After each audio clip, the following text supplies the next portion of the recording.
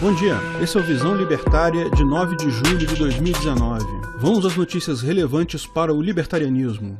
Notícias da Gazeta do Povo. O que realmente funciona para derrotar o contrabando? Conheça 7 ações. E a chaga do contrabando, 10 países com fronteiras extensas que enfrentam esse problema. Comentadas por Marlos Pablo. Agora pergunto aos idiotas úteis dos jornalistas que escreveram essas matérias. Você quer combater um crime ou combater o comércio voluntário entre pessoas pacíficas apenas porque essas não obtiveram o aval da quadrilha estatal do lugar onde vivem? Porque isso é que contrabando é, no final das contas, troca voluntária entre pessoas pacíficas de produtos com preços competitivos. Logo, não há crime algum nessa ação, pois não há vítima alguma em uma ação voluntária em que não há nenhum ato de agressão. Crime é a extorsão que o Estado cobra para que esses produtos entrem dentro do seu território. O que tem que ser combatido é o Estado que traça essas linhas imaginárias, chama isso de fronteira e coage ou rouba os produtos de comerciantes que ousam atravessar essas linhas imaginárias sem pagar a taxa de extorsão estatal.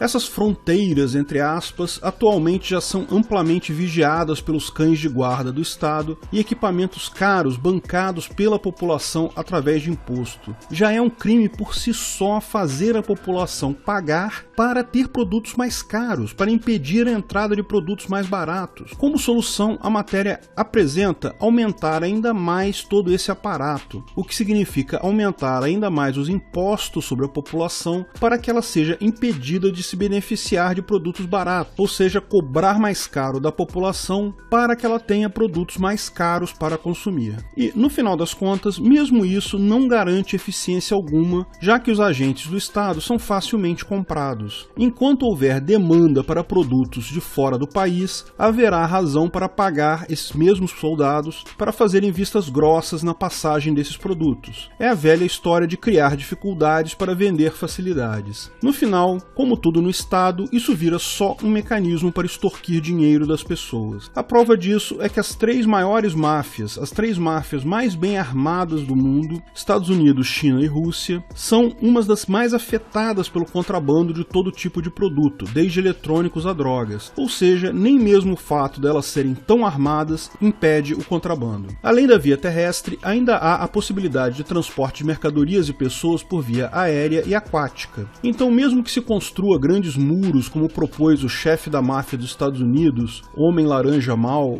Charmander americano, ainda haverá formas de se realizar o terrível crime de contrabando por outros meios. Cada vez mais a tecnologia vai tornando menos eficaz a construção de besteiras primitivas, como um grande muro por toda uma fronteira terrestre. As razões para o Estado criar o crime de contrabando são bem óbvias: fazer o seu rebanho pagar mais imposto comprando produtos nacionais ou taxando produtos importados. Protecionismo das indústrias nacionais, que tem conluio com a máfia para impedir a concorrência de empresas estrangeiras, também entra aí. O discurso de que o chinês vai roubar seu emprego se eu deixar o produto X entrar no país é um discurso que o senhor Bovino Gadoso acredita. Isso só vai acontecer se o imposto da máfia local for absurdamente alto, então, de qualquer forma, a culpa é da máfia, não do chinês. Além disso, esse mecanismo é usado para impedir que as pessoas possam consumir aquilo que os parasitas não gostam, como determinadas substâncias e armas, alegando que é para o bem da população. É óbvio que não, é puro controle do gado mesmo. Outra coisa que incluíram em ambas as matérias da Gazeta do Povo, junto com o contrabando, foi a questão da imigração de pessoas para outros países, como se pessoas fossem mercadorias, a mesma coisa. Se bem que, para o Estado, segundo o jornalista que escreveu a matéria, é um absurdo pessoas saírem do lugar onde moram para procurar condições melhores em outro lugar, mesmo que vivendo em condições subhumanas. Só seria permissível isso se aceitassem ou se preenchessem as condições da máfia estatal que domina o lugar para onde vão. É como se estivessem trocando de Estado, venda de escravos, estão deixando um senhor para outro senhor de acordo com a vontade desses senhores. Aqui também o Sr. Bovino Gadoso cai fácil no discurso de que o venezuelano vai entrar aqui e vai roubar o seu emprego. Deixa de pedir Estado babá, Sr. Bovino Gadoso. Se o venezuelano trabalha tão bem quanto você e é mais barato, é bom para toda a sociedade que você mude de profissão e vá fazer algo que possa fazer melhor que o venezuelano. Portanto, o que tem que acabar e ser combatido é o Estado e principalmente esse sentimento do jornalista da Gazeta do Povo de pedir ao Estado para interferir na vida e propriedade de outras pessoas pacíficas de forma violenta e arbitrária apenas porque o fracassado acredita na propaganda do Estado. Quanto maior o Estado, menor o indivíduo. Se você pede ao Estado controle sobre atos de terceiros, possibilita que terceiros controlem você através do Estado. Notícia do site Hypeness, comentada por Elias Araújo. Nova lei da Califórnia pune quem discriminar cabelos crespos. Uma deputada parasita do estado da Califórnia criou um projeto de lei que visa punir quem discrimina cabelos crespos. Segundo o modelo do estado de Nova York, que aprovou uma lei semelhante, alegando um sem fim de relatos públicos de pessoas que foram advertidas ou mesmo afastadas de seus empregos, ou de escolas que utilizavam cabelos naturais ou com tranças, sugerindo que tais cabelos seriam anti-higiênicos ou que violavam as normas e códigos de vestimenta. Inspirada por seu dom de fazer besteira, a parasita socialista do estado da Califórnia decidiu fazer um rabisco lá no guardanapo sujo deles, fingindo estar interessada em resolver o problema. Na verdade, agravando o problema, lógico, com o fim claro de fazer populismo e agradar o gado, e por consequência conseguir voto. Não estou dizendo que o racismo ou preconceito não exista, não é essa a discussão aqui. Existe sim e é ruim, mas tudo que o Estado faz é oferecer um pano para que esse tipo de abominação moral se esconda. Assim o gado tem a sensação de que o problema sumiu e os malfeitores podem ferrá-los sem que eles percebam. É inegável que, ainda hoje, exista preconceitos com características historicamente associadas à raça, mas é razoável que empresas tenham códigos de vestimenta. Empresas privadas podem querer passar uma imagem que, por qualquer motivo que seja, favoreça os negócios dessa empresa. Esse código de vestimenta se aplica a todos na empresa. Então, se uma empresa pede para você que você se enquadre nesses padrões, ora, você tem a escolha, você pode se enquadrar no padrão de vestimenta da empresa ou pode simplesmente procurar outro emprego que aceite o seu corte de cabelo. Note que você tem a liberdade para fazer isso e a empresa não está negando o emprego para você, está te oferecendo uma alternativa se você quiser voluntariamente se enquadrar nos padrões para ser contratado por essa empresa. Se você não quiser, você tem sempre a liberdade de escolher outro emprego. Isso é muito simples e claro. Mas é claro, os parasitas, querendo fazer o seu gado se sentir abraçados e protegidos, tiram uma lei como essa do meio do rabo, ignorando tudo isso. Agora, como a empresa não pode te dizer claramente que você precisa mudar o seu cabelo, a única opção que ela terá será te demitir alegando uma outra causa qualquer, o que vai ficar ruim no seu currículo e vai te sujeitar ao mesmo problema mais adiante em outra empresa, porque você não sabe exatamente qual é o problema real que está acontecendo. Outro problema de leis positivistas paridas pelos parasitas é que todas elas têm efeitos colaterais, e o gado precisa se atentar aos efeitos colaterais de uma lei positiva. No final das contas, todas as leis positivas causam muito mais prejuízos do que ganhos. Racismo é um erro empreendedorial, como cita Mises Brasil,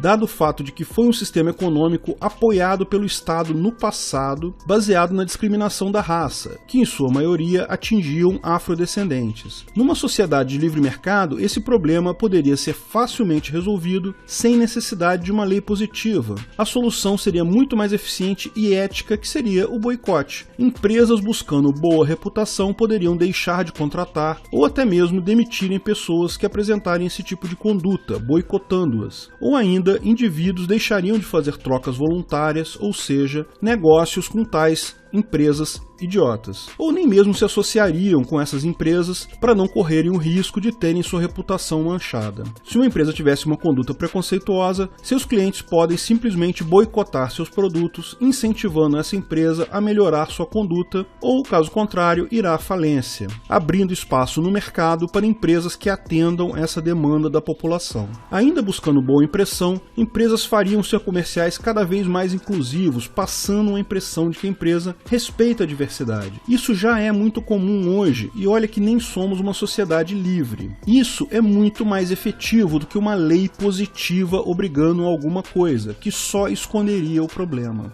Veja o exemplo da Marvel com seu filme Pantera Negra. A Disney irá agora lançar A Pequena Sereia, uma protagonista negra. Existem inúmeros exemplos. Além de ser um ótimo marketing para a empresa, ainda promove o orgulho para essas pessoas e a conscientização da sociedade, de forma totalmente voluntária. Se você não quiser ir ver esses filmes, você não precisa ver. O livre mercado fornece os melhores incentivos para a constante melhora da sociedade. Não é um parasita estatal parindo regra aleatória que vai fazer isso. Aliás, tudo que parasitas conseguem com essas leis é criar mais segregação na sociedade. Ao invés de resolver o problema, eles agravam e criam novos problemas. O gado fica com a sensação de que precisam do Estado para corrigir esse tipo de coisa, e assim os parasitas podem extorquir dinheiro porque podem se dizer necessários para o gado. Nesse caso da Califórnia, tudo que a senhora parasita conseguirá é que a empresa vai simplesmente arranjar uma desculpa qualquer para não contratar essas pessoas. Se antes ainda existia a alternativa sugerida pela empresa da pessoa se enquadrar nos padrões para ser contratada, agora elas dispensarão logo de cara para evitar problemas. É um erro a empresa deixar de contratar devido ao cabelo? Lógico que é um erro, é uma besteira cultural, mas isso não muda o fato que a empresa tem uma cultura e a lei não vai mudar isso. Ao contrário, vai prejudicar ainda mais quem antes tinha ao menos uma chance. E o resultado, lógico, essas pessoas serão cada vez mais afastadas do mercado de trabalho, sem nem mesmo saber porquê, já que agora é crime a empresa falar o porquê. Ah, mas o Estado tem que punir mesmo, se não houvessem essas leis as pessoas se tornariam mais racistas e preconceituosas ainda, disse o Sr. Bovino Gadoso. Esse é o tipo de argumento, é igual argumentar que se liberasse a maconha, todo mundo passaria a usar. É uma besteira. As pessoas não deixam de ser preconceituosas por causa de lei nenhuma. Como dito, essas leis apenas jogam um pano por cima. A informação descentralizada é quem tem conscientizado as pessoas. Sim, existem inúmeras injustiças e preconceito por aí, mas não é o Estado com suas leis coercitivas que vai resolver nenhum deles. O Estado é o que causa o problema, não é solução de problema algum. Tudo que o Estado conseguiu fazer até agora foi ter reinventado e estendido a escravidão para todas as pessoas de modo imperceptível na forma de imposto, de um modo que as pessoas aceitam serem escravas dos parasitas estatais, de forma semelhante ao filme Corra. Ele aperta a mão do gado, seduz e fala que vai protegê-lo, hipnotizando o rebanho inteiro e usando eles para cumprir seus objetivos malignos. Depois os leva para o abate. Vamos aos tapas libertários. Tapa por Raul Bófega. Greek Elections. Prime Minister admits defeat as New Democracy near win. This smell like Bonoro spirits, right? Candidato que parece ter plagiado o Bulbasauro em tudo, ganha as eleições da Grécia. O partido de oposição de centro-direita Nova Democracia, liderado por Kyriakos Mitsotakis, está se aproximando de uma vitória dramática. O país, orgulhosamente, levanta a cabeça novamente, disse o presidente eleito à multidão na capital, Atenas, dizendo que ele seria um presidente para todos porque os gregos eram muito poucos para ficarem divididos. O que a Nova Democracia significa? A Nova Democracia prometeu reduzir os impostos e privatizar empresas e serviços no país, que ainda está sentindo os efeitos da crise financeira de 2008. A Grécia recebeu uma série de programas de resgate na última década, oficialmente saiu desse programa de resgate em agosto passado, quando o crescimento econômico retornou, mas o desemprego entre jovens ainda continua alto, e a Nova Democracia contou com muitos jovens de 18 a 24 anos entre os seus partidários. Informação distribuída destrói os mitos econômicos socialistas. A tendência é o liberalismo econômico ganhar cada vez mais força, às custas da perda de poder dos estados e das elites políticas no mundo todo. Isso é muito bem-vindo. Tapa por Peter Turguniev. Bruno Covas acha que ainda não enterrou sua carreira política o suficiente e, para assegurar que jamais terá qualquer chance de ganhar qualquer eleição no futuro, ele agora está apelando. Resolveu matar moradores de rua de frio. Pior, escolheu moradores de rua que estavam cuidando voluntariamente de uma praça que estava abandonada pela prefeitura. Entenda, a praça estava abandonada, havia virado um depósito de lixo. Um grupo de moradores de rua passou a dormir lá e, para dormir em um lugar um pouco melhor, limpou a a praça, cuidou dos jardins, fazia limpeza por lá. Literalmente, do ponto de vista libertário, acharam um terreno sem dono e se tornaram proprietários do local. Lógico, os caras tinham cobertões e colchões no inverno, não dá para passar o frio da noite de São Paulo sem isso. Durante o dia, os caras deixavam essas coisas pegando sol na praça. Os capangas do Bruno Covas, que nunca apareceram para limpar a praça antes, foram rápidos em roubar os pertences dos proprietários da área. Um absurdo.